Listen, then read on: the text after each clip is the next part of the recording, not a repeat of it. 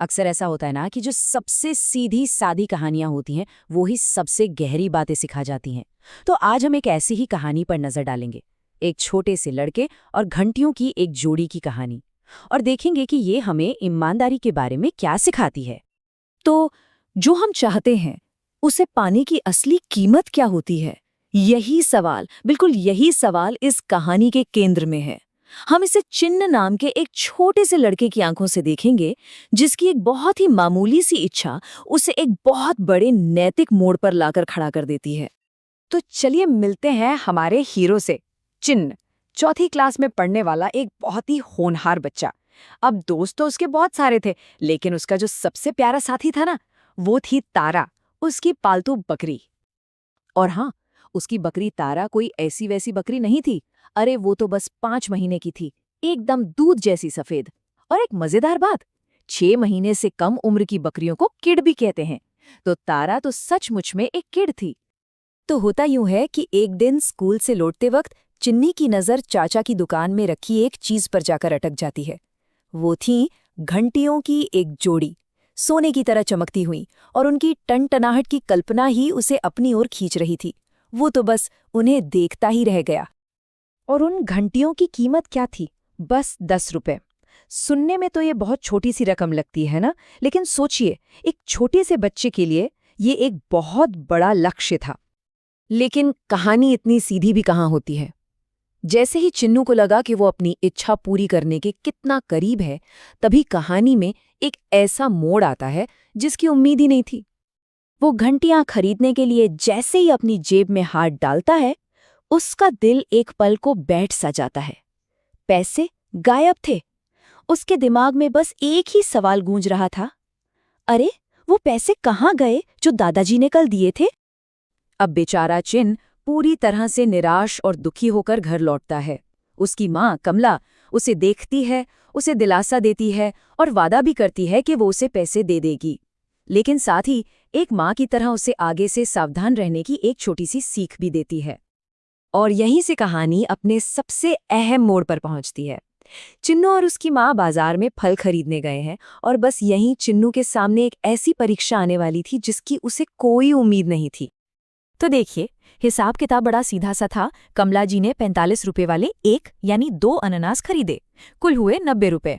उन्होंने 100 का नोट दिया तो वापस कितने मिलने चाहिए? बिल्कुल सही, 10 रुपए। सब कुछ एकदम साफ है ना?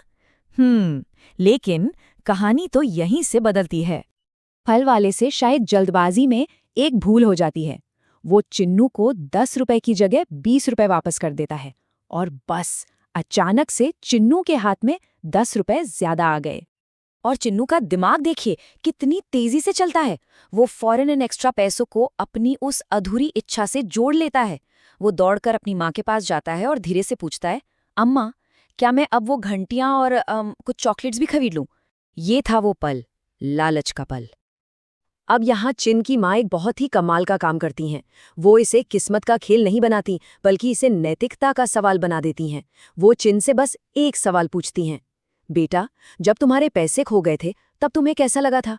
वो उसे याद दिलाती हैं कि जैसा दुख उसे हुआ था, वैसा ही दुख उस फल वाले को भी होगा जब उसे अपनी गलती का पता चलेगा। ये माँ की ये बात चिन्ने के दिल में उतर जाती है, और वो एक फैसला लेता है। तो चलिए अब देखते हैं कि उसकी इस ईमानदारी का नतीजा आखिर होता क्या है। और यहाँ हम देखते हैं कि ईमानदारी बस एक ख्याल नहीं है, ये एक एक्शन है, एक काम है। चिन्ना क्या करता है? पहले वो अपनी माँ को ध्यान से सुनता है, फिर उनकी कही बात पर सोचता है, और आखिर में वो सही कदम उठाता है। वो दौड़कर वापस उस फल वाले के पास जाता है और वो ज्यादा पैसे उसे लौटा देता है। ये एक सोच समझकर लिया गया फैसला था। अब देखिए, उसे जो पहला इनाम मिलता है ना, वो पैसों का नहीं है, वो है उसके कैरेक्टर की पहचान। फल वाला बहुत खुश होता है और उसकी तारीफ करता है, कहता है, तुम बहुत ईमानदार बच्चे हो। ये शब्द किसी भी इनाम से बढ़कर थे। अपने बेटे की इस ईमानदारी को देखकर उसकी माँ का दिल भी खुश हो जाता है, और वो उसे वो इनाम देती हैं जिसका वो सपना देख रहा था। वो उसे सीधा चाचा की दुकान पर ले जाती हैं, और उसके लिए वो टनटनाती घंटियां खरीद देती हैं। और इस बार ये घंटियां सिर्फ एक चीज नहीं थी, ये उसकी ईमानदारी की कमाई का प्रतीक थी। और कहानी का अंत एक बहुत ही खूबसूरत और संतोष देने वाली तस्वीर के साथ होता है। चिन्नू खुशी खुशी अपनी प्यारी बकरी तारा के गले में वो घंटियां बांध रहा है, और अब उन घंटियों की टनटनाहट सिर्फ एक आवाज नहीं है, वो उसकी मेहनत से कमाई हुई खुशी का संगीत है। तो इस छोटी सी कहानी से बड़े सबक क्या मिलते हैं? देखिए, पहली बात तो ये कि ईमानदारी एक फैसला है, एक चॉइस है, खासकर तब जब मन में लालच आ रहा हो। दूसरी बात, जब हम खुद को किसी और की जगह रख कर सोचते हैं ना, तो सही रास्ता अपने आप दिखने लगता है। और सबसे आखिर में, ईमानदारी से जो खुशी मिलती है वो किसी भी चीज की कीमत से कहीं ज्यादा बड़ी होती है। और ये कहानी हमें एक बहुत ज़रूरी सवाल के साथ छोड़ जाती है कि हमारी अपनी जिंदगियों में ईमानदारी का एक छोटा सा काम सबसे ज़्यादा अहमियत कब रखता है? शायद तब जब हमें ये लगता है कि हमें कोई नहीं देख रहा है।